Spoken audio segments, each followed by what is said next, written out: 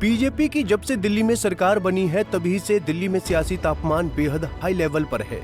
रेखा गुप्ता की सरकार एक के बाद एक ताबड़तोड़ फैसले ले रही है, लेकिन अगर देखा जाए तो रेखा कैबिनेट खुद अपने कुछ फैसलों पर बैकफुट पर आ जाती है। ऐसे में दिल्ली माया महल के बाद अब महंगे फोन पर सियासत होने लगी है। रेखा सरकार दिल्ली में एक ऐसा सर्कुलर लेकर आई है जिसको लेकर आम आदमी पार्टी ने उन्हें घेरना शुरू कर दिया है, लेकिन आपका दाव उल्टा पड़ गया और रेखा गुप्ता की सरकार उन पर ही हमलावर हो गई। अब ये सब सुनकर आपके मन में भी सवाल आ रहा होगा कि आखिर हम कौन से सर्कुलर की बात कर रहे हैं और दिल्ली में महंगे महंगे फोन पर आखिर क्यों सियासत हो रही है। बातों को न घुमाते हुए आइए आपको पूरा मामला बताते हैं। दरअसल राजधानी दिल्ली में बीजेपी की सरकार को बने 4 महीने का समय बीत चुका है। रेखा सरकार के फैसलों की चर्चा पूरी दिल्ली में हो रही है। इसी कड़ी में बीती 9 जुलाई को बीजेपी सरकार एक नया सर्कुलर लेकर आई, जिसमें सीएम के लिए मोबाइल फोन खरीदने के खर्च को बढ़ाकर 1.5 लाख और मंत्रियों के लिए ये सीमा 1,25,000 कर दी गई। ऐसे में बीजेपी के इस सर्कुलर को लेकर आम आदमी पार्टी रेखा गुप्ता सरकार को जमकर घेर रही है। वहीं दूसरी ओर बीजेपी भी आप पर करारा पलटवार कर रही है। इसी कड़ी में दिल्ली सरकार में मंत्री आशीष सूद ने आप पर जमकर पलटवार किया है। उन्होंने कहा कि जब हमारी सरकार को बदनाम करने की कोशिश करेंगे तो हम इनकी सारी पोल खोल देंगे। उन्होंने आगे बताया कि कोविड-19 के दौरान 1,80,000 के मोबाइल अरविंद केजरीवाल ने इस्तेमाल किए हैं। सुनिए क्या कुछ कहा आशीष सूद ने।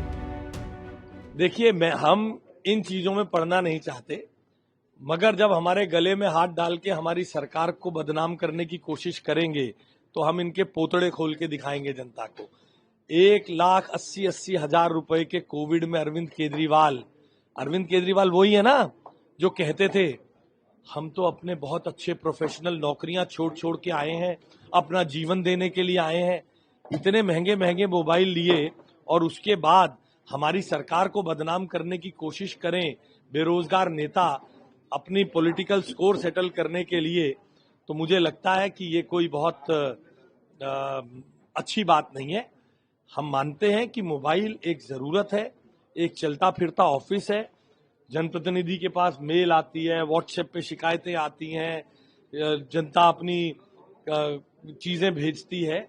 मोबाइल हमारी जरूरत है और हमारी सरकार में मैं ऑन रिकॉर्ड आपको बता रहा हूं, एक मंत्री ने अपनी लिमिट के अलावा किसी ने मोबाइल का पैसा क्लेम नहीं किया है। सर, उन सब ने अपनी लिमिट से उभर कर मोबाइल लिए लिख कर मांग, हाँ वो आरोप भी लगाएंगे, चोरी और सीना चोरी, वो कत्ल भी करते हैं तो चर्चा नहीं होता, हम आह भी लेते हैं तो हो जाते हैं बदनाम। बता दें कि दिल्ली सरकार में मंत्री आशीष सूद ने प्रेस कॉन्फ्रेंस कर पिछली सरकार के महंगे महंगे फोन पर ब्यौरा दिया। दिल्ली में महंगे फोन पर सियासत। दिल्ली में बीजेपी की सरकार बनने के बाद लगातार सियासी तापमान बढ़ता जा रहा है। इस बार विवाद सरकारी पैसों से महंगे महंगे फोन लेने पर छिड़ा है। इसी कड़ी में दिल्ली के मौजूदा शिक्षा मंत्री और भाजपा नेता आशीष सूद ने आप पर गंभीर आरोप लगाए हैं। आशीष सूद ने दावा किया कि साल 2013 में तय नीति के मुताबिक मुख्यमंत्री को 50,000 रुपए और अन्य मंत्रियों को अधिकतम 45,000 रुपए तक के मोबाइल फोन खरीदने की इजाजत दी थी। इसके बावजूद आपके शीर्ष नेताओं ने तय सीमा से कई गुना महंगे स्मार्टफोन खरीदे और उनके भुगतान के लिए सरकार पर दबाव बनाया। उन्होंने पूर्व मुख्यमंत्री अरविंद केजरीवाल, पूर्व डेप्यूटी सीएम मनीष सिसोदिया और मौजूदा विधायक आतिशी और आप नेता सौरभ भारद्वाज पर भी फिजूल खर्ची का आरोप लगाया है। आशीष सूद ने बताया कि कोविड महामारी जैसे संवेदनशील समय में इन नेताओं के खर्चों में कमी आने के बजाय इजाफा हुआ, जो जनता के साथ अन्याय है। इसके जवाब में आम आदमी पार्टी की ओर से पलटवार करते हुए दिल्ली प्रदेश अध्यक्ष सौरभ भारद्वाज ने भाजपा पर तीखा हमला किया। उन्होंने कहा कि अगर हमने फोन लिए तो भाजपा के नेताओं ने भी तो खूब सुविधाएं ली हैं। मुख्यमंत्री निवास में 14 एयर कंडीशनर लगाना क्या जरूरी था? आपने कहा कि मोबाइल फोन जनप्रतिनिधियों के लिए एक मोबाइल ऑफिस की तरह काम करते हैं, जिनका इस्तेमाल जनता से संपर्क और कामकाज के लिए होता है। बहरहाल अगर देखा जाए तो दिल्ली में जब से बीजेपी की सरकार बनी है तभी से दिल्ली में खूब राजनीति देखने को मिल रही है। महंगे फोन से पहले रेखा गुप्ता के माया महल को लेकर दिल्ली में बवाल छिड़ा हुआ था। पीडब्ल्यूडी के टेंडर के मुताबिक रेखा गुप्ता के बंगले के रिनोवेशन के लिए 60 लाख रुपए का बजट निर्धारित किया गया था, लेकिन जैसे ही मामले ने तूल पकड़ा तो किन्हीं कारणों के चलते टेंडर रद्द करना पड़ा। ऐसे में अब रेखा सरकार का सर्कुलर कई गंभीर सवाल खड़े करता है।